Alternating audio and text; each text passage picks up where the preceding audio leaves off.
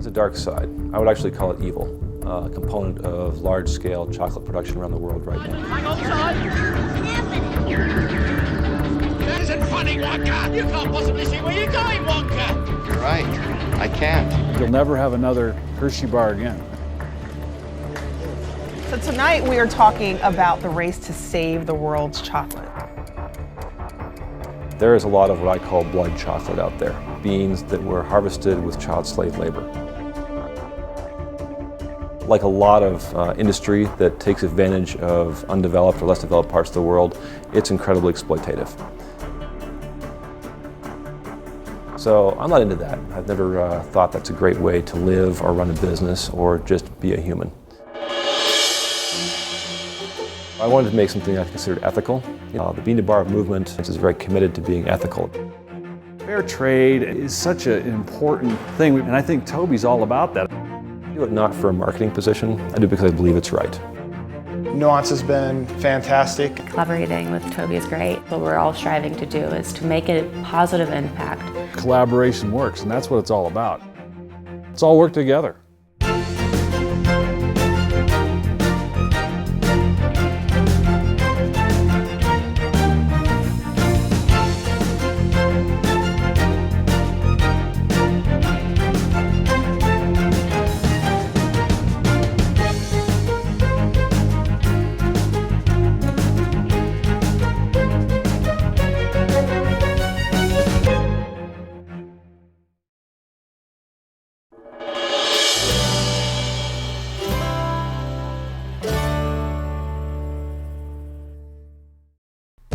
The term chocolate refers to the fermented, roasted, and ground beans of the plant known as Theobroma cacao.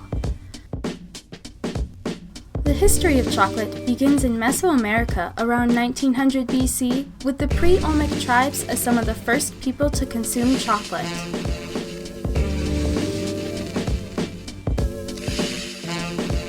During this time, chocolate was only prepared as a drink that was bitter, frothy, mixed with spices and wine or corn puree.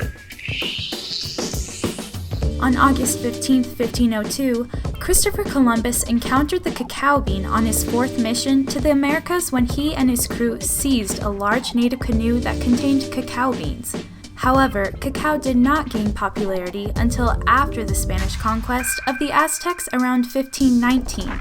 Consequently, the new craze for chocolate brought a thriving slave market due to the slow and laborious process of harvesting the bean by hand. It wasn't until the early years of the Industrial Revolution that new processes were introduced to speed the production of chocolate. In 1828, Dutch chemist Conrad van Houten created a press to remove about half the natural fat in cacao butter, which made chocolate both cheaper to produce and more consistent in quality. In 1847, Fry & Sons in England introduced the first eating chocolate by combining cocoa butter, cocoa powder, and sugar. Later in 1879, Rodolphe Lindt's invention of the conching machine produced chocolate with a velvety texture and superior taste, leading to the modern era of chocolate.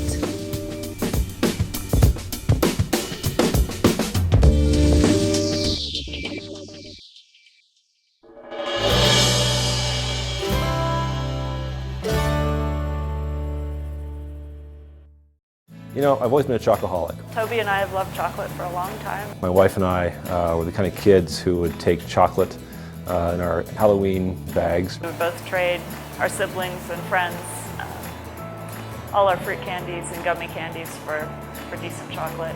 10 to 1 to get one little chocolate bar was good with us. Toby and I used to go on dates where we would go to grocery stores and specialty food stores and buy as much fancy chocolate as we could. A few years ago, we were in Costa Rica, and I tasted my first less processed chocolate there. Basically, a little chocolate museum we saw on the side of the road, checked it out.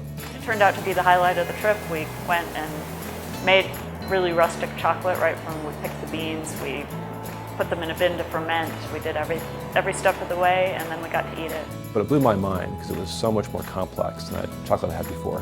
So I came back to the States and we started researching how to make chocolate.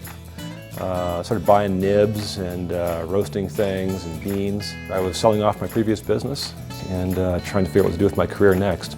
I was driving home one day in my car with my wife and my aunt. In about half an hour, I put together a business plan, just chatting through it. I got home, my wife was like, "You're kidding, right?" That was the first reaction, and he started going off on this, and we were just kind of saying, "Oh yeah, and we could do this, and oh yeah, and it would be really neat if we did this and this and this," and suddenly we started realizing that it was a real plan and not just a hypothetical. So right then and there, Nuance was born.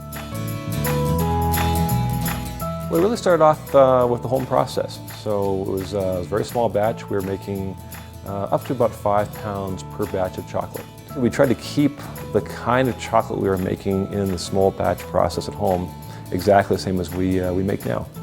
When you get larger, the pressure is on to be more efficient, make more for less money. We're going to resist that. We're going to figure out how to do that and keep the flavor without getting too distracted.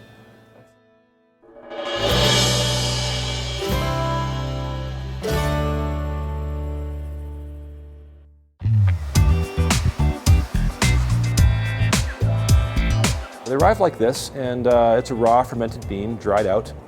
The first thing we do is we throw them into big barrels to make sure that we don't have moth problems, and we throw some CO2 blocks on there. Then we do is we hand sort them. You find all kinds of things that you don't want to put in chocolate in a bunch of beans that come from less developed parts of the world. After that, we roast them, we cool them down, and then we crack and winnow them. And that makes a nib. So the nib is the inside of the bean. We crack it. It's a little machine that spins, kind of spinning blades, shatters them more than cracking really. And then we winnow off that husk through a vacuum pressure system. And the nibs really are, at that point we have full chocolate flavor and aroma. You don't actually have any chocolate flavor aroma until you roast. Then we do our first stage grind, and we grind it to a chocolate liquor. So it makes the particle size a little smaller. Still pretty big chunks in there. It goes right into the melanges in the liquid stage, kind of like peanut butter.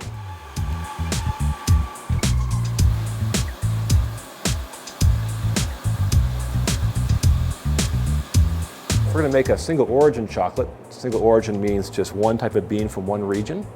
We just add the liquor and sugar. And we put it into a machine called a melanger, which is a big stainless steel drum thing about that big around.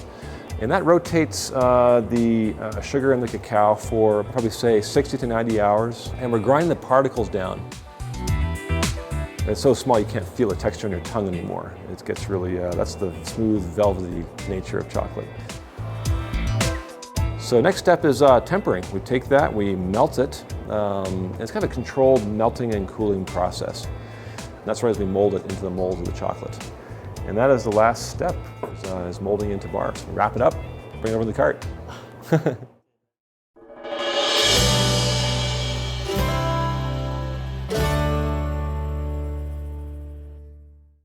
I don't think anybody knew about the unethical nature of chocolate. I had no idea.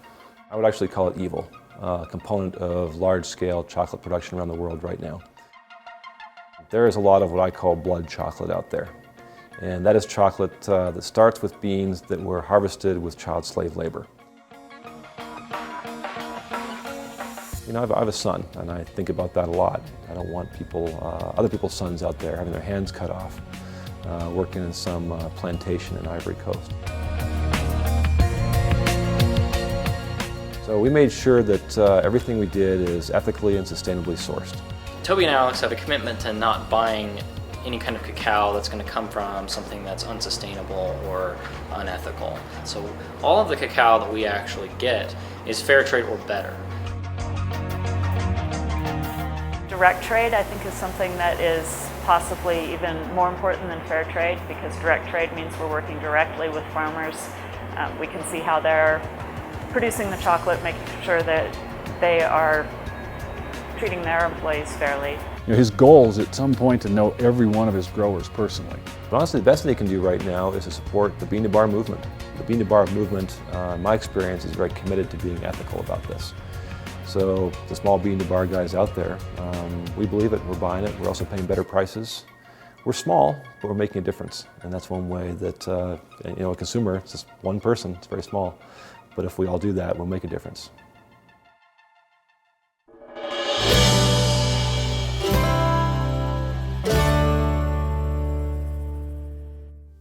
Working with local people has been one of the greatest surprises in the most joyous way with Nuance. What we found quickly is Fort Collins has got a neat foodie culture that's emerging right now.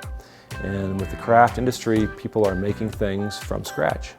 So one of our biggest partnerships we work with right now is Feisty Spirits. We get Toby's husks, and we have our oat whiskey that we've distilled, and we throw those husks into that whiskey and just let them sit and infuse for a matter of a week or so.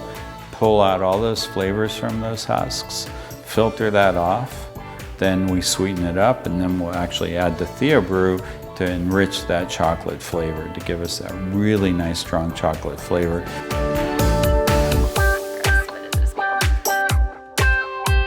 From us, he uses some of our brandies, and he uses our whiskeys, our Better Days bourbon, he uses our rye to make truffles. The breweries, they're the ones who really came in this town and started building that sense of collaboration. And you think they'll be competitors and not talking to each other. Instead, they get together and every year they brew collaboration beers. So we fit right into that culture.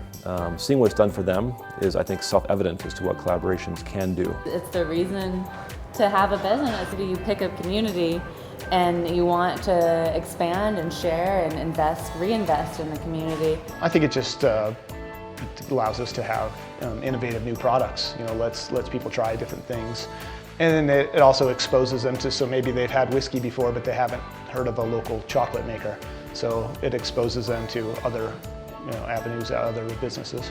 It's pouring chocolate into the brew tanks. It's getting brewers and chefs and restaurateurs together to collaborate on amazing things. And Toby is right in the middle of it. So we love local for the sake of local, but honestly, local for the sake of better, it's even better.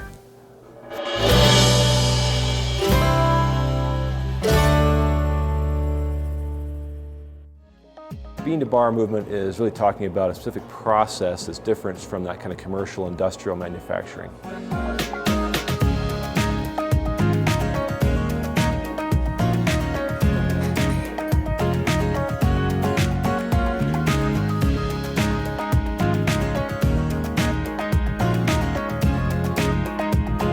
When you can go in and learn the difference, and if you know you're making a difference by buying this product and supporting this product, as he grows, Fort Collins grows.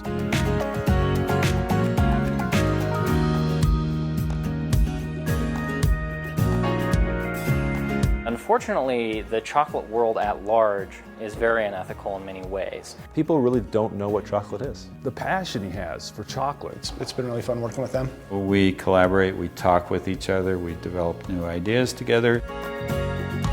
Organized, deliberate, and focused. All those things, I think, because we are such a community, we just look forward to working with each other, and that communication has really created a community here. I feel like we all have an opportunity to give an experience to people in this town. You take a chocoholic and you give them really good chocolate, and you've been an addict for life, and I'm their dealer.